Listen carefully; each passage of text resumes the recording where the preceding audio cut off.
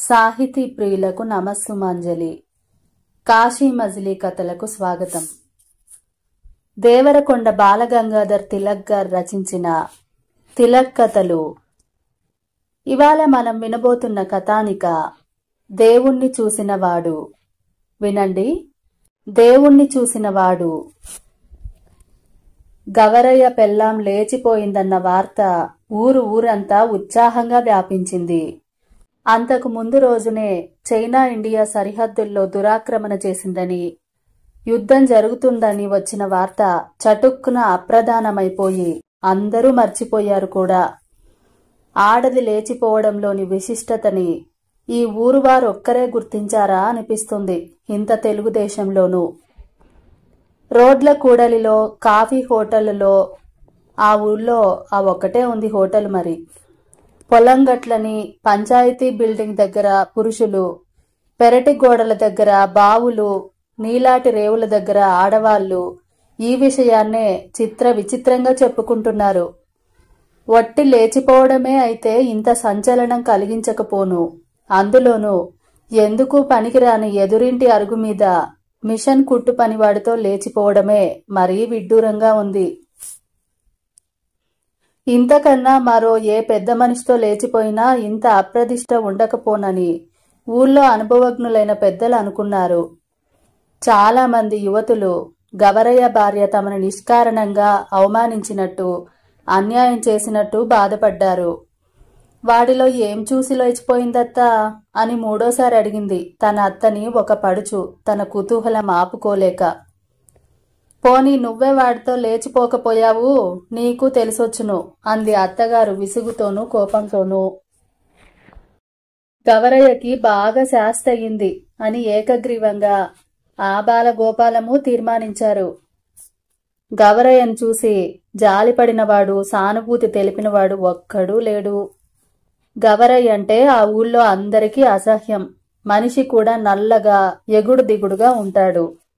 మొహం మీద స్ఫోటకం మచ్చలు, పెదాలు లావుగా మోటుగా ఉంటాయి. కనుబొమ్మలు గుబురుగా గొంగలి పురుగులు అతికించినట్లుగా ఉంటాయి. ఊరికి శివారున ఉన్న పెద్ద పెంకుటింటి లోగిల్లో గవరయ్య ఉంటాడు. నాకు తెలుసును ఇలాంటిదేదో జరుగుతుందని అన్నాడు కన్నులు మూసి అవధాని. అవధాని ఆ ఊళ్ళో ధర్మకర్త. మునసబు చలపతి, కరణం నరసింహము తల ఊపారు. దాంతో మరికాస్త ఉత్సాహంతో ఉపనిషద్వాక్యం లాంటి పై వాక్యానికి వ్యాఖ్యానం చెప్పాడు ధర్మకర్త. వేణుగోపాలస్వామి ఊరికే పోనిస్తాడా? ప్రథమ కలత్రం చావనే చచ్చింది. ఇంక ఈ రెండో ఆవిడ చావు కన్నా ఘోరమైన పని చేసి ఊరుకుంది. ఒక్క ధర్మకార్యం చేశాడా? ఒక్క మంచి మాట చెవిన పెట్టాడా? మునసబు చలపతి చేతికర్రను నేల మీద తాటించి అన్నాడు. ఒక్కరిని దగ్గరకు రానిచ్చాడా? కర్కోటకుడండి ఈ గవరయ్య. ఎంత అహం, ఎంత పొగరు! పాపపు సొమ్మండి, పాపిష్టి ఆర్జితం. దాని ఫలితం ఊరికే పోతుందా? మొన్న కుర్రాళ్ళందరూ వెళ్లి భజన చందాకి ఒక్క రూపాయి ఇమ్మంటే తరిమి కొట్టాడట అన్నాడు కరణం. గవరయ్య 20 ఏళ్ల క్రితం 20 ఏళ్లవాడుగా ఈ ఊరొచ్చాడు. ఈ ఊళ్ళో అతనికో మేనత్త ఉంది. తల్లి తండ్రి లేని అతను ఈ మేనత్త దగ్గరకొచ్చి పడ్డాడు.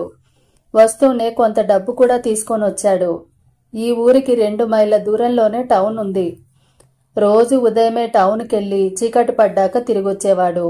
కొన్నాళ్ళకి తోళ్ల వ్యాపారం చేస్తున్నాడని తెలిసి అందరూ హరిహరి అని చెవులు మూసుకున్నారు. మేనత్తతో ఇది చాలా పాపమని, బెడిసి కొడుతుందని చెప్పారు. కాని మేనత్త ఏమీ మాట్లాడలేదు. కొందరు చొరవ చేసి గవరయ్యతో జంతు చర్మ విక్రయం మంచిది కాదని చెప్పారు. జంతువులెంకర్మ, మనుషుల తోల్నే అమ్ముతాను, మరీ పల్చన కాబట్టి పనికిరాదు కాని అని సమాధానమిచ్చాడట గవరయ్య. గవరయ్య ఒంటెత్తు మనిషి. ఎవరితోనూ మాట్లాడ్డు, కలవడు. అసలు గవరయ్య నవ్వడం ఎవ్వరూ చూడలేదు. అదేగాక గవరయ్యకి పాపం పుణ్యం అని భేదాలు ఉన్నట్టు కూడా తెలీదు. ఈ 20 ఏళ్లలోనూ అతను 1,00,000 రూపాయలకి పైగా సంపాదించాడని ప్రతీతి. ఊళ్ళో పెద్దలు, ఉదారులు, ధర్మపరులు కాబట్టి అతని పాప వ్యాపారాన్ని క్షమించి అతని శ్రేయస్సు కోరి అతని ఆముష్మిక సుఖం కోసం దాన ధర్మాలు చేయమని, గుడి మండపం కట్టించమని, పాఠశాల బిల్డింగ్కి చందా ఇవ్వమని, సప్తాహాలు చేయించమని చెవిలో ఇల్లు కట్టుకొని మరీ చెప్పారు. గవరయ్య గుండ్రంగా లోతుగా ఉన్న కళ్ళని కుంచించి మోటైన పెదాల మధ్య చుట్టని నొక్కిపెట్టి విసురుగా నేనొక్క కాని ఇవ్వను, పోయి మీ అబ్బతో చెప్పుకోండి అనేవాడు. మంచి లేదు, మర్యాద లేదు వీడికి అనుకున్నారు వాళ్ళందరూ పరోక్షంగా. అతనికి 1,00,000 రూపాయలు ఉండటం వల్ల అతని ఎదురుగా అలా అనలేదు. వాళ్ళు సహజంగా జ్ఞానులు కాబట్టి. గవరయ్య మేనత్త గారింటికి చేరిన కొద్ది రోజుల్లోనే మొదటి భార్యను తీసుకొచ్చాడు. ఆ భార్యను ఎక్కడికి పంపేవాడు కాదు, పొరిగిళ్ళకు కూడా వెళ్లేది కాదు.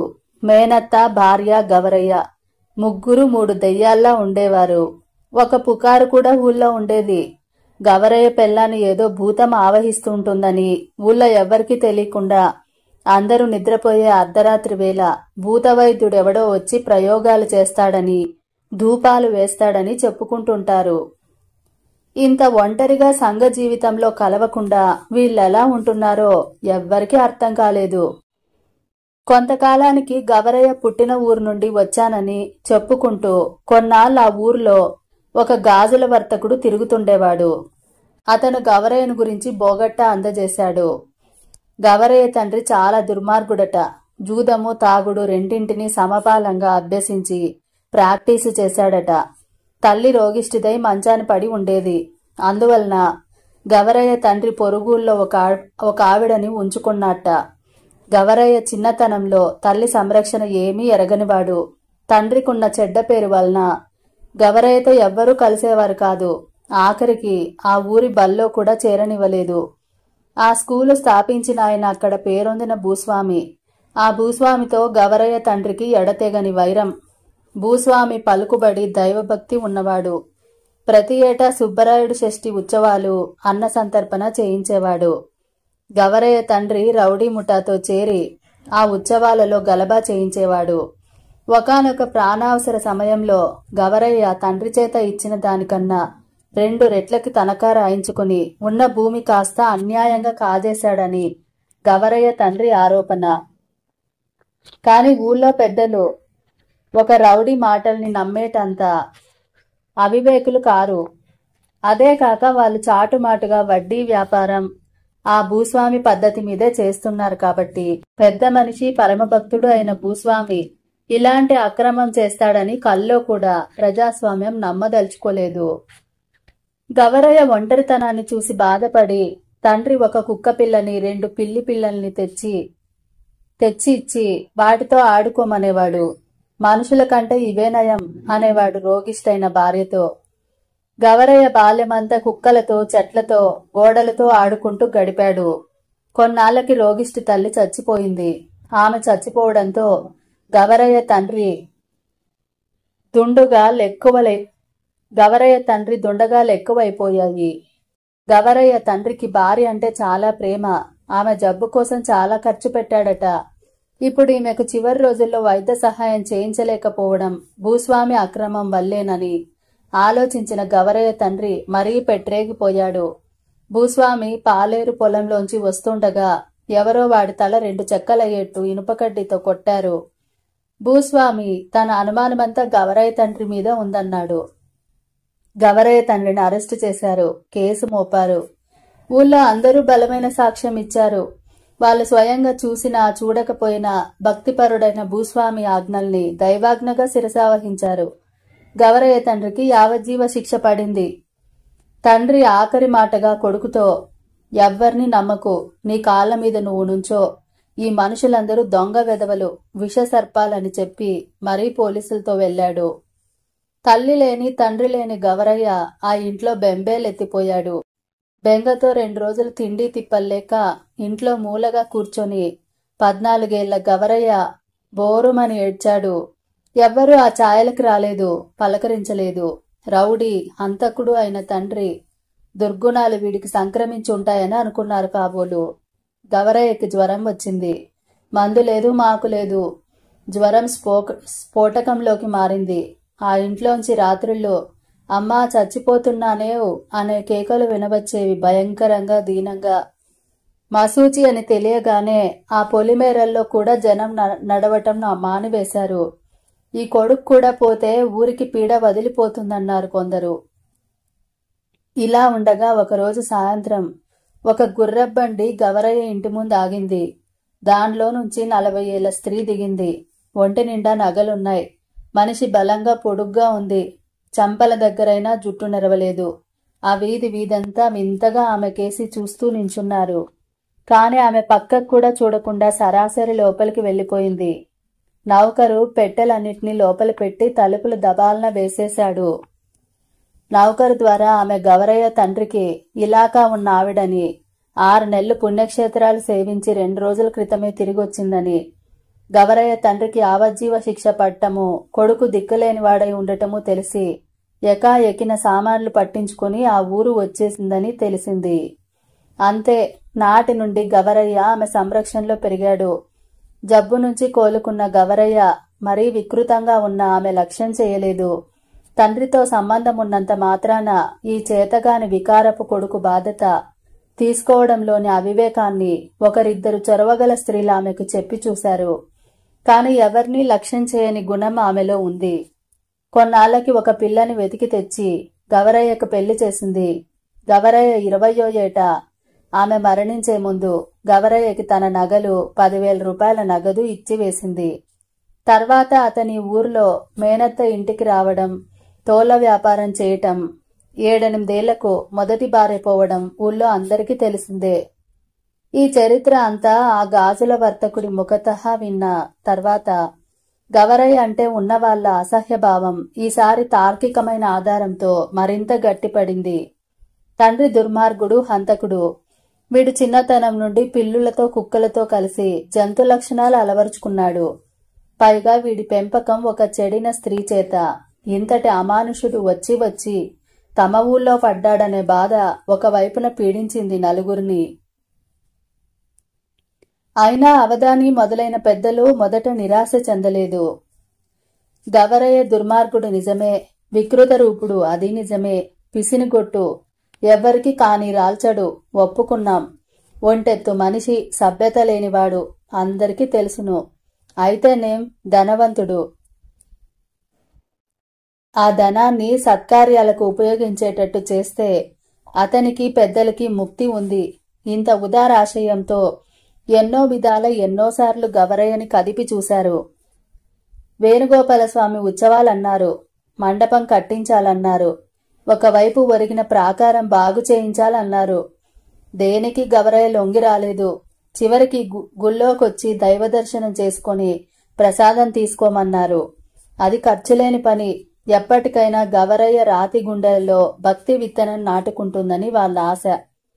కాని ఏనాడు గవరయ్య గుడి ఛాయలకు కూడా రాలేదు.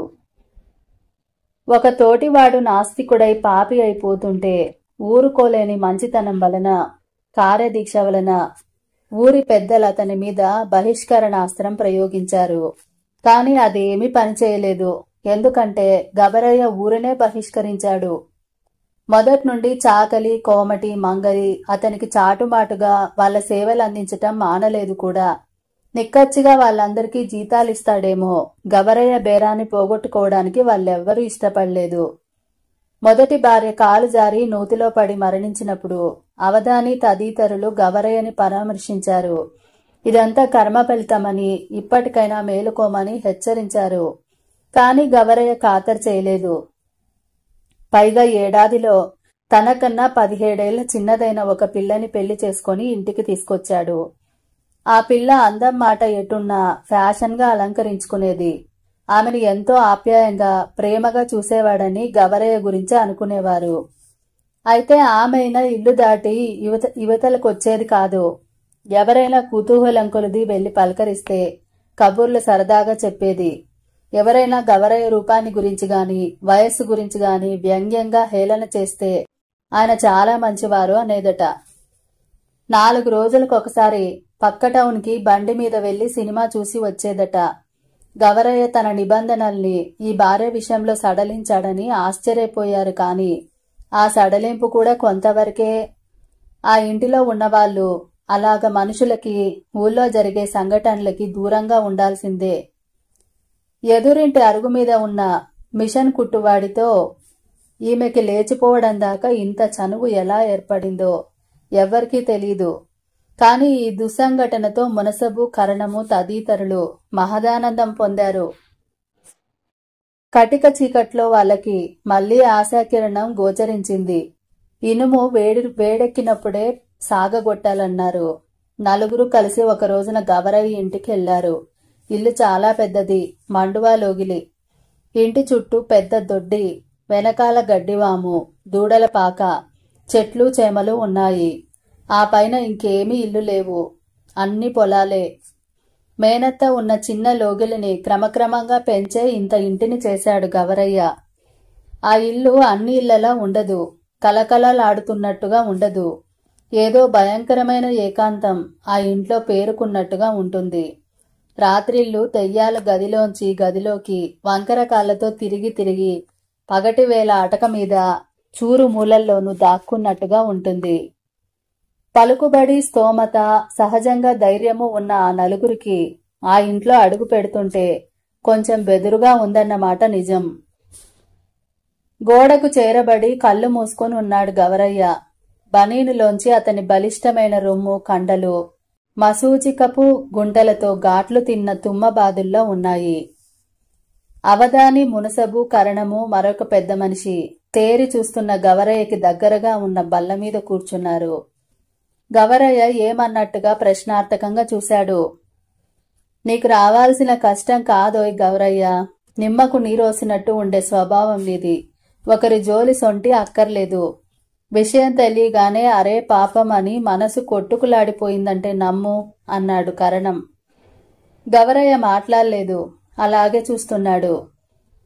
పన్నులు కట్టడంలో కాని, పాలేళ్లకి జీతాలు ఇవ్వడంలో కాని తన ధర్మం తాను టైముకు నెరవేర్చుకునేవాడు. ఒకరి సొమ్ము ఎప్పుడూ తన దగ్గర ఉంచుకోలేదు. సుబ్బయ్య గాడికి సాలు తిరక్క ముందే ధాన్యం కొలిచి ఇచ్చేశాట గౌరయ్య. వాడు తెగ చెప్పుకోవడమే, మా కామందు మహా దొడ్డ మనిషి అని అన్నాడు మునసబు. గవరయ్య అలాగే చూస్తున్నాడు. అతను వీరి మాటలు వింటున్నాడో లేదో తెలీదు.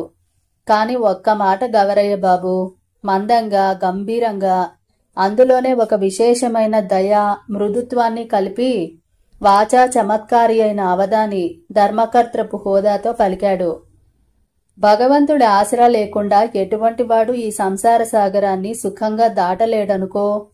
నువ్వా ఉత్తముడివి, ముక్కుకి సూటిగా పొయ్యేవాడివి. అయితేనేం, నీ వ్యాపారం ఉంది చూడు, అది కేవలం ధర్మ విరుద్ధమని శాస్త్రాలు నొక్కి చెబుతున్నాయి. అయితే కలియుగంలో కొన్ని మినహాయింపులు చేశారు మనుషులు, అందుకని పర్వాలేదు. కాని ఒక్కటి చెప్పారు, ఏమైనా ఆ భగవంతుని స్మరించడం మానకుండా ఉంటే అన్ని కష్టాలు మంచులా విడిపోతాయి. ఫలమో, పుష్పమో, పత్రమో, తోయమో అన్నారు. భగవానుడు అల్ప సంతోషి. క్రమంగా అందరి మొహాల్లోనూ విజయాన్ని సూచించే నవ్వు అలుముకుంది. ఎప్పుడూ కసురుకొని విసుక్కునే గవరయ్య ఈవేళ మౌనంగా ఉన్నాడు. అభేద్యం అనుకున్న కోటగోడకు పగులేర్పడింది. ఇంకా మెల్లమెల్లగా గవరయ్యని మార్చివేయచ్చుననే భావం వారిలో ఏర్పడింది. అందరూ లేచారు, వెళ్ళొస్తామన్నారు. కాని గవరయ్య అలాగే శిలాప్రతిమలా కళ్ళప్పజెప్పి చూస్తూ కూర్చున్నాడు. 1 ఏడాది గడిచింది. అప్పుడప్పుడు కరణము, మునసబు వగైరాలు గవరయ్య ఇంటికి వచ్చిపోతున్నారు. గవరయ్యని దైవ దర్శనానికని, హరికథని, మరొకటని చెప్పి పిలుచుకెళ్తున్నారు.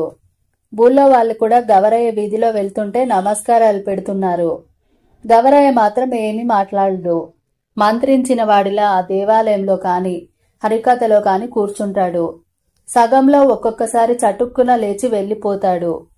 పెద్దలు తల పంకించి, రాక్షసముండా కొడుకు ఒక్కరోజులా మారతాడా అనేవారు. మారకేం చేస్తాడు, సంఘాన్ని ధర్మాన్ని కాదని ఎక్కడికి పోతాడో వీడు అనేవాడు అవధాని. వేణుగోపాలస్వామి గుడి ప్రాకారం పూర్తిగా పడిపోయేటట్టుగా ఉంది. ఇంకా జాగు చేస్తే లాభం లేదనుకున్నారు ఊళ్ళో పెద్దలు. 25,000 ఉంటే గాని ఈ పని జరగదు. అంత మొత్తాన్ని ఒక గవరయ్య తప్ప ఇవ్వగలిగిన వాడు మరొకడు లేడన్నారు. ఈ ఏడాదిలోనూ గవరయ్య చాలా లాభాలు సంపాదించాడు. తోళ్ల వ్యాపారం అలా ఉండగా పట్టణంలో నూనె మిల్లులో 35 వాటా కొన్నాడు. ఒక్క వేరుశనగ నూనెలోనే 1 లకారం వచ్చిందని ఊరంతా వింతగా చెప్పుకుంటున్నారు. ఈ అభివృద్ధికి కారణం అతనిలో పొడచూపిన దైవభక్తి అని వాళ్ళు అనుకోవడమే కాకుండా అతను ఏమరిపోతాడేమోనని అతని వద్ద మరీ మరీ పనికట్టుకు చెప్పేవారు. ఒక మంచి రోజున మునసబు, కరణము, ధర్మకర్త ఇంకా ఊళ్ళో మోతుబరులు అందరూ కలిసి గవరయ్య ఇంటికెళ్లి ప్రాకారోద్ధరణ గురించి చెప్పారు. అతనే పూనుకోవాలన్నారు. నీ పేరు చిరస్థాయి అయిపోతుంది గవరయ్య, నీ పేరు మీదుగా రోజు పూజా పునస్కారాలు జరిపిస్తాం అని చెప్పారు. దేవుడికి అసలు గుడెందుకు, ఆ గుడి చుట్టూ గోడెందుకు అన్నాడు గవరయ్య చుట్ట చివరని నోట్లో నములుతూ. నిశ్చేష్టులయ్యారందరూ. అపచారం అపచారం అని లెంపలు వాయించుకున్నాడు కరణం. ధర్మకర్త కరణానికి కన్ను గీటాడు. గవరయ్య వేసిన ప్రశ్న సామాన్యమైంది కాదు. తత్వవేత్తల్ని, మహర్షుల్ని కూడా ముప్పు తిప్పలు పెట్టిన జటిల ప్రశ్న అది. అయితే గవరయ్యలో మనకు తెలియకుండానే గొప్ప సాధన జరుగుతోంది. 4 రోజులు మనం ఓపిక పడితే గవరయ్య వంటి పెద్ద మనిషి తన ప్రశ్నకి తనే జవాబు పొందుతాడు. భగవద్ అనుగ్రహం నేరుగా ఒక్కసారి రాదోయ్, అంచెలంచెలుగా వస్తుంది. అలాగ వచ్చిన రోజున గవరయ్య, ఏది మన గవరయ్యే వచ్చి, ఇదిగో అవధాని గారు, ఈ 10,000 దగ్గరుంచండి, ప్రాకారం కట్టించేయండి అని అనడు. గవరయ్య ఎవ్వడూ చేయనివాడు అవధానికి నమస్కారం చేశాడు. సెలవు తీసుకోండి, నాకు పనుంది, టౌన్కెళ్ళాలి అని అంగలేసుకుంటూ వెళ్ళిపోయాడు. అవధాని ఆశ్చర్యపడ్డాడు. అందరూ మొహమొహాలు చూసుకున్నారు. అవధాని, జయించావోయ్, తల వంచి నీకు నమస్కరించాడు కూడా. వీని తగలయ్యా, మారుతున్నాడు, మారిపోతున్నాడు అన్నాడు కరణం హుషారుగా. ఈ వర్షాకాలం వెళ్లేసరికి నే చెబుతున్నాగా 25,000 మన ముందు పడేస్తాడు.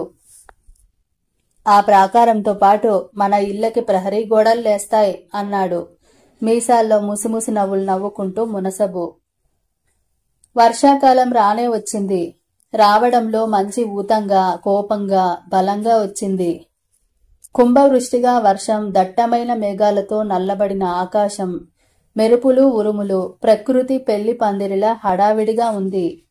రోడ్లు బురదైన కుచ్చెళ్ల నెత్తి పట్టుకుని ఆడవాళ్లు, అందులో కొత్తగా పెళ్లైన వధువులు సరదాగా పేరంటాలకు వెడుతూ వస్తున్నారు. రైతాంగమంతా పొలం పనుల్లో పడిపోయారు. మునసబు పెళ్లానికి కీళ్ల నొప్పులు, అవధాని కూతురికి వేవిళ్ళు అయినా గ్రామం ఉమ్మడి సౌఖ్యానికి అవేమీ ఆటంకంగా లేవు. కరణం విధవ చెల్లెలు కిటికీలోంచి ఎదురింటికి చుట్టపు చూపుగా వచ్చిన బస్తీ అబ్బాయికేసి అదే పనిగా చూస్తూ చెయ్యి ఊపుతున్నా షార్ట్ సైటు మబ్బు నీడలు ఉన్న మూలాన అతనికి ఆ సిగ్నల్స్ కనబడటం లేదు. ఎండైనా వానైనా గ్రామం శివార్లలో ఉన్న కూలీ నాలీ జనం, మురికి గుంటలు, పందులు, జబ్బులు అన్నీ సక్రమంగానే ఉన్నాయి. పంచాయతీ వాళ్ళు కట్టించిన లైబ్రరీ బిల్డింగులో పేకాట నిరంతరం సాగుతోంది. ఇలాంటి చల్లని సుఖమైన వాతావరణంలో పిడుగు వంటి వార్త చటుక్కున ఊరంతటినీ దద్దరిల్లేలా చేసింది. మునసబు ఒకరిద్దరు పెద్దలు మునసబు ఇంటి అరుగు మీద కూర్చుని శాలువా కప్పుకొని వెచ్చగా చుట్టలు కాలుస్తూ ఆధ్యాత్మిక గోష్ఠి కలుపుకుంటున్నారు.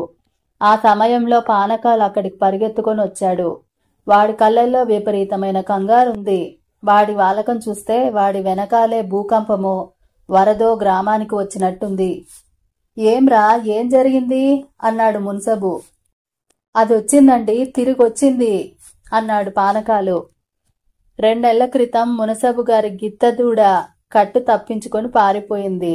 మునసబు చిరునవ్వుతో, అయితే ఇంకేం, నే వచ్చి చూస్తాలే, కొట్టంలో కట్టేయ్ అన్నాడు.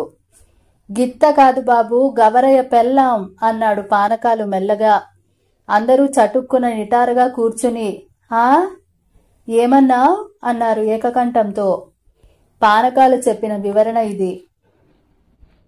రాత్రి చాలా పొద్దుపోయాక పట్నంలో 2వ ఆట సినిమా చూసి వస్తున్న బట్టల కొట్టు నరసింహం ఊరు సమీపించే వేళకి రోడ్డుకి పక్కగా చెట్ల నీడలో ఎవరో కదులుండడం చూశాడు.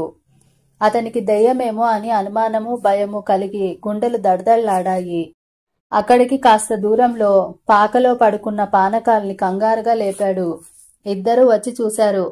రేగిన జుట్టు, నల్లని మాసిన బట్టలు, నడవలేక ఒక్కొక్క అడుగు వేసే ఆడకూతుర్ని చూశారు. ఆమె చేతిలో చిన్న మూట ఉంది. ఎవరా అని దగ్గర్నుంచి చూశారు. పోల్చలేకపోయారు. పలకరించారు. ఆమె మాట్లాడలేదు. ఆమె నడక వేగం హెచ్చించింది. వీళ్ళిద్దరూ అంత దూరం నుంచే ఆమెను అనుసరించారు. ఆమె పొలాలమ్మటే వెళ్లి గవరయ్య ఇంటి పెరటి నానుకున్న పాకలోకి వెళ్ళింది. ఆ పాక గవరయ్య ఇంటి పెరటికి పొలాలకి మధ్యగా ఉంది. పాకలో కర్రపేళ్లు, పాత సీనారేకు డబ్బాలు లాంటి చెత్తా చెదారం అంతా ఉంది. గవరయ్యను లేపి చెబుదామంటే ఇంత రాత్రి వేళ లేపితే తంతాడని భయం వేసింది. మళ్ళీ ఇప్పుడు ఆ సంగతి జ్ఞాపకం వచ్చి పాకవైపు వెళ్లి చూశాడు. ఎవరో కాదు, ఆ ఆడమనిషి గవరయ్య పెళ్ళామే. కడుపు చాలా ఎత్తుగా ఉంది. నెలలు నిండినట్టుగా ఉన్నాయి. గడ్డి మీద పడుకుని మూలుగుతూ ఉంది. ఈ సంగతి గవరయ్యకు తెలుసునంటావా అన్నాడు మునసబు. తెల్దు బాబు, తెల్లారగట్లనే లేచి టౌనుకెళ్ళిపోతాడుగా గవరయ్య అన్నాడు పానకాలు. మునసబు తొందరగా లేచాడు. చెప్పులు వేసుకుని బయలుదేరాడు అవధానింటికి. దారి పొడుగునా అందరూ పలకరిస్తున్నారు. ఏం మునసబు, గవరయ్య పెళ్ళాం తిరిగొచ్చిందంటగా? ఈ ఊరు, ఈ మనుషులు ఏమైపోతున్నారు బాబు? మంచి చెడ్డ, పుణ్యం పాపం అన్నీ మట్టి కొట్టుకుపోతున్నాయా? లేచిపోయి కడుపులు చేసుకున్నోల్ని మళ్ళీ ఏలుకుంటావేంటి? ఊళ్ళో పిల్లలు రెచ్చిపోరటయ్యా? ఏమొచ్చింది బాబు ఈ ఊరికి పెద్దలకి అంది 60 ఏళ్లు దాటిన ఒక ఆవిడ అరుగు మీద నించుని. అవధానింటికి వెళ్లే లోపుగానే మునసబుకు తెలిసిపోయింది. ఊరంతా గవరయ్య పెళ్ళాం గురించి మాట్లాడుకుంటున్నారని. అవధాని చాలా చిరాగ్గా కోపంలో ఉన్నాడు.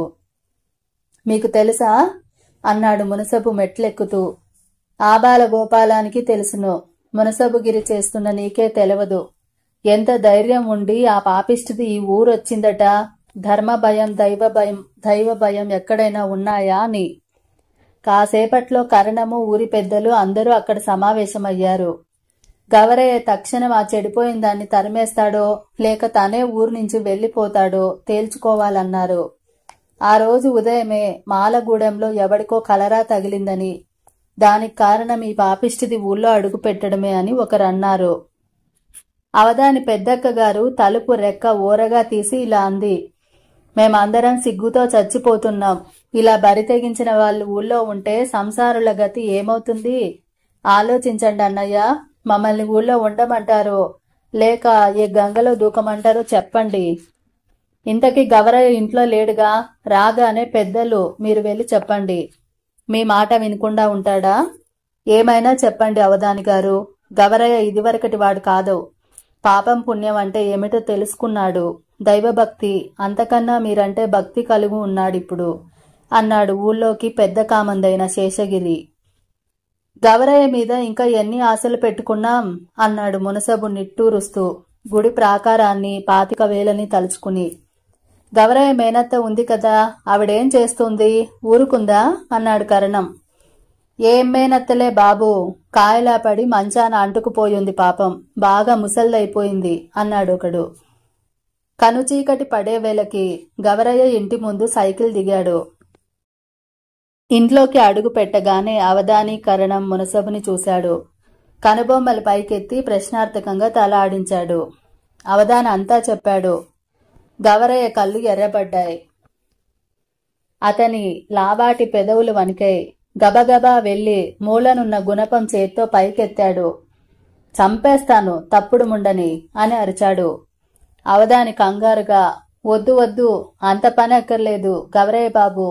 నీ ధర్మనిష్ట తెలియదా? ఇప్పుడు మళ్ళీ కూనీ కేసు ఒకటా? నీ పీకేగాక మా పీకల మీద కూడా వస్తుంది. దాన్ని ఇంట్లోంచి తోలేసేయి చాలు అన్నాడు. గవరయ్య అతని మాటలు వినిపించుకోలేదు. పెద్ద పెద్ద అంగలు వేస్తూ లోపలికెళ్లిపోయాడు. ఆ సమయంలో అక్కడ ఉండటం తమకే ముప్పని గ్రహించిన ఆ పెద్దలు ముగ్గురు అక్కడ్నుంచి జారుకున్నారు. గవరయ్య పాకలోకి వెళ్లాడు. అక్కడ జీబురుగా చీకటిగా ఉంది. పాత సామాన్లతో దుమ్ముతో నిండు ఉంది. గవరయ్య పరకాయించి చూశాడు. ఒక పక్కగా నేల మీద వెల్లకిలా పడుకున్న పెళ్ళాన్ని చూశాడు. దగ్గరగా వెళ్లి గుణపం పైకెత్తాడు. ఇంతలో ఏదో సంశయం కలిగింది. ఇది చచ్చిందా బతికే ఉందా అనుకున్నాడు. మోకాళ్ల మీద వంగి మొహంలోకి చూశాడు. పీక్కుపోయి పాలిపోయింది మొహం. ఎండి అట్టలు కట్టిన జుట్టు అసహ్యంగా నేల మీద భుజాల చుట్టూ పరుచుకునుంది. దీనంగా, మృత్యు విహ్వలగా, భయంకరంగా, అసహ్యంగా ఉంది ఆమె మొహం. చిట్టి అని పిలిచాడు గట్టిగా. భుజాల పట్టుకొని కుదిపాడు. చిట్టి కళ్ళు తెరిచింది. గవరయ్యను ఆనవాలి పట్టింది. ఆమె కన్నులమ్మట నీళ్లు కారుతున్నాయి. వణుకుతున్న తన 2 చేతుల్ని పైకెత్తి నమస్కరించింది. నన్నేం చెయ్యకు, నేను వెళ్ళిపోతాను అంది నీరసంగా. తన తల్లి చచ్చిపోయే ముందు ఇలాగే తన తండ్రికి చేతులెత్తి దండం పెడుతూ దీనంగా చూడటం జ్ఞాపకం వచ్చింది గవరయ్యకు. మళ్ళీ చిట్టి చేతులు 2 కిందకు వేలాడిపోయాయి. కాసేపు అలాగే కూర్చుని ఏమనుకున్నాడో లేచి లోపలికెళ్ళి ఒక చెంబుతో నీళ్లు, ఒక గిన్నె నిండా అన్నం తీసుకొచ్చాడు. చిట్టి అన్నాడు.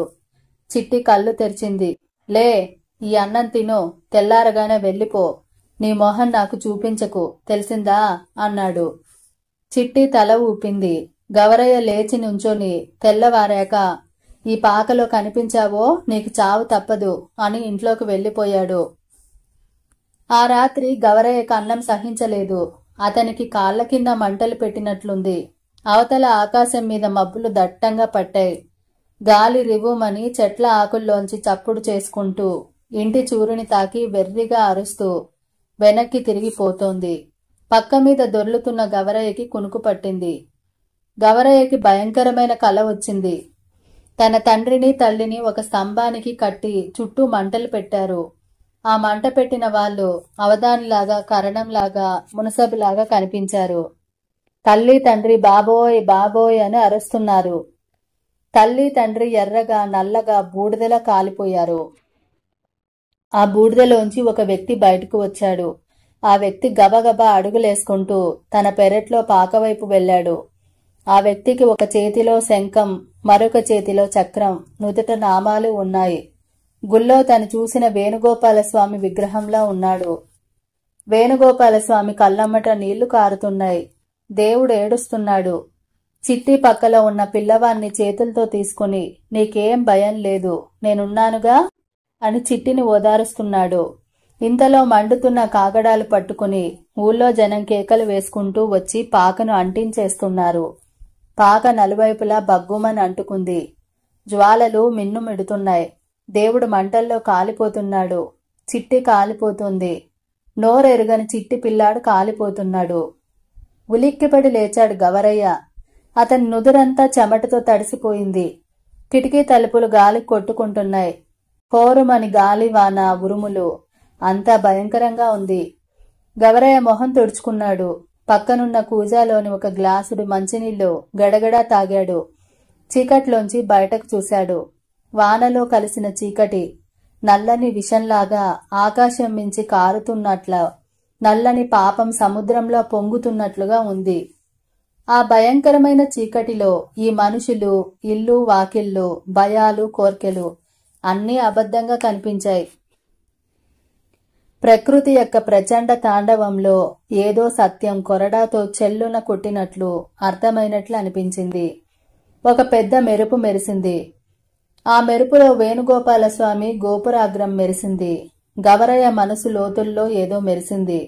గవరయ్య దగ్గాడు. లాంతరు పట్టుకుని పెరట్లోకెళ్లాడు. పెరడు చాలా పెద్దది. వర్షంలో తడుస్తూ గాలి ఊపికి తట్టుకుంటూ పాక దగ్గరకు వెళ్ళాడు. పాకలోంచి కీచుగా, గట్టిగా మూలుగులు వినపడుతున్నాయి. లోపలకు వెళ్ళాడు. బాధతో వలయం తిరిగిపోతోంది చిట్టి. చూడలేక దీపం అక్కడ పెట్టి బయటకొచ్చి నిల్చున్నాడు. అలా వర్షంలో, చలిగాల్లో ఎంతసేపు నిల్చున్నాడో తెలియనే తెలీదు. ఇంతలో ఒక మెరుపు మెరిసింది. దగ్గర్లోనే ఎక్కడో పిడుగుపడిన భయంకరమైన చప్పుడు. బాబోయ్ అని అరిచింది చిట్టి. గవరయ్య ఒక్క నిమిషం సేపు నిశ్చేష్టుడయ్యాడు. ఇంతలో క్యార్ క్యారమని ఏడుపు వినిపించింది. కఠినమైన, అసహ్యమైన గవరయ్య మొహం మీద లావాటి పెదవుల సందులో నుంచి వచ్చిన చిరునవ్వు తాలూకు వెలుగు అలుముకుంది. గవరయ్య అంత వర్షంలోనూ, అంత చీకట్లోనూ మెరుపుల సహాయంతో ఊర్లో మంత్రసాని కోసం పరుగెత్తుకెళ్లాడు. ఉదయం 8 గంటలయింది. గవరయ్య ఇంటి వరండాలో అవధాని, కరణం, శేషగిరి, మునసబు అందరూ కూర్చొనున్నారు. వర్షం తగ్గి లేత ఎండ కాస్తోంది.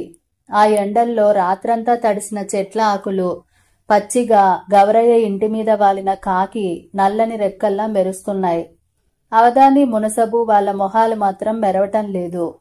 నిరాశాహతమైన వారి కళ్ళల్లో కోపం సుళ్ళు తిరుగుతోంది. గుమ్మం అవతల వాళ్ళ వెనకాలే వచ్చిన వెట్టివాడు, ఒకరిద్దరు నౌకర్లు తమరేం చెప్పినా చెప్పేస్తాం అన్నట్టుగా విధేయత, పట్టుదల మూర్తిభవించినట్లు చేతులు కట్టుకు నిల్చున్నారు. కాసేపటికి ఇంట్లోంచి గవరయ్య వచ్చాడు. నడుస్తున్న ఇనుప గర్డరులా ఉన్నాడు. చిన్న కళ్ళు కుంచించి సూటిగా నిర్లక్ష్యంగా వాళ్ళకేసి చూశాడు. అవధాని భీకరంగా కంఠం మార్చి, ఇలా చేస్తావనుకోలేదు గౌరయ్య, ఇంకా పెద్ద మనిషి అనుకున్నాం. చెడిపోయిన దాన్ని ఇంట్లోకి తీసుకొచ్చి పెట్టుకుంటావా? ఎవడి వల్ల పుట్టిన కొడుకుని ఇంట్లో తెచ్చి పెట్టుకుంటావా? నీకు సిగ్గు అభిమానం రెండూ లేకపోవడమే కాదు, పాపం, మహాపాపం, ఘోర పాపం చేశావు. దేవుడు ఇంక నిన్ను క్షమించి సహించి ఊరుకుంటాడా? అన్నాడు గుక్క తిప్పుకోకుండా. గవరయ్య తాపీగా గోడ కానుకొని కూర్చున్నాడు.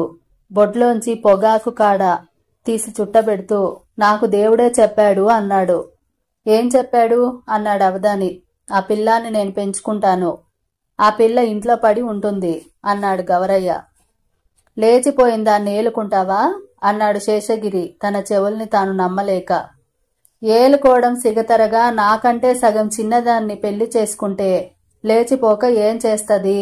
ఇప్పుడు పొమ్మంటే ఎక్కడికి పోతది? తిండి బట్ట ఇస్తే కుర్రాన్ని సాకుతూ ఇక్కడే పడి ఉంటుంది అన్నాడు గవరయ్య. అవధాని వికటాట్టహాసం చేశాడు. దేవుడు చెప్పాడా నీకు? ఏం దేవుడయ్యా? రంకు దేవుడా? మహా తపస్సు చేసిన వాళ్ళకి దిక్కు లేదు కాని నాకు దేవుడు కనిపించాడు, నేను దేవుణ్ణి చూశానన్నాడు మొండిగా గవరయ్య. అప్పుడు అతని కళ్ళు మెరిశాయి. ఇప్పుడైనా దాన్ని, ఆ పిల్లాన్ని ఎక్కడికైనా పంపించేసాయి. ఇంతటి అన్యాయాన్ని మేం ఒప్పుకోం అన్నాడు కరణం. నిన్ను గుడి ఛాయలకు కూడా రానివ్వం అన్నాడు అవధాని. ఊరంతా ఏకమవుతుంది గవరయ్య, మంచిగా చెబితే వినడం లేదు నువ్వు. మేమంతా చేతులు కట్టు కూర్చోలేదు, జాగ్రత్త అన్నాడు మునసబు. ఒక్కసారిగా గవరయ్య లేచాడు. గోడవారనే ఉన్న గుణపం తీశాడు. ఎవడ్రా నా యాల నా మీదకొచ్చేవాడు? ఎవడ్రా? నేనొకరి సొమ్ము తిన్నానా? అసలు మిమ్మల్ని ఇక్కడికి రమ్మన్నానా? నువ్వెవడివయ్యా నాకు నీతులు చెప్పడానికి? నా యవ్వారంలో జోక్యం చేసుకుంటే ఒక్క ఏటుకి తెగేస్తాను, రమ్మను, ఎవడొస్తాడు అని అరిచాడు గవరయ్య. అతని ఒళ్ళు ఆవేశంతో ఊగిపోయింది. అతను పేలుతున్న అగ్నిపర్వతంలో ఉన్నాడు. అతని ఆకారం, అతని రౌద్రం చూసేసరికి వెట్టివాడు భయపడిపోయి నోర ఆవలించాడు. అవధాని లేచాడు. తక్కిన వాళ్ళందరూ కూడా లేచారు. అయితే దాన్ని వదలవన్నమాట అన్నాడు అవధాని. వదలను అన్నాడు గవరయ్య. అయితే నిన్ను వెలేస్తున్నాం.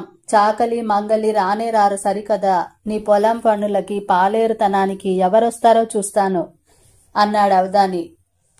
మునసబు వెట్టివాడికేసి చూసి, ఈవేళ ఊళ్ళో టముకేయరా అన్నాడు. గవరయ్య ఉగ్రంగా ఉరిమి చూసి, పొండయ్య పెద్ద మనుషులు, ఇలాంటి ఎదవ ఊళ్ళో ఉండమన్నా ఉండను. నా పిల్లాన్ని ఈ ఎదవల మధ్య తిరగనివ్వను, తూ అని గాండ్రించి ఉమ్మేశాడు. వెళ్లిపోయే అవధాన్ని బృందాన్ని చూస్తూ. వారం రోజులు తిరిగేసరికి గవరయ్య ఇల్లు తాళం వేసుంది. గవరయ్య టౌన్లో ఇల్లు కొన్నాడని, ఇక్కడ ఊళ్ళో ఇల్లు పొలము అమ్మకం పెట్టాడని తెలిసింది. కథ సమాప్తం. మీకు కనుక కథ నచ్చినట్టయితే తప్పకుండా లైక్ చేయండి, షేర్ చేయండి. నా ఛానల్ని సబ్స్క్రైబ్ చేసుకోండి. మీ విలువైన అభిప్రాయాలని కామెంట్ రూపంలో తప్పకుండా తెలపండి. నెక్స్ట్ ఎపిసోడ్లో ఇంకో మంచి కథతో తప్పకుండా కలుసుకుంటాను. అంతవరకు సెలవు తీసుకుంటూ మీ కల్పన బండారు.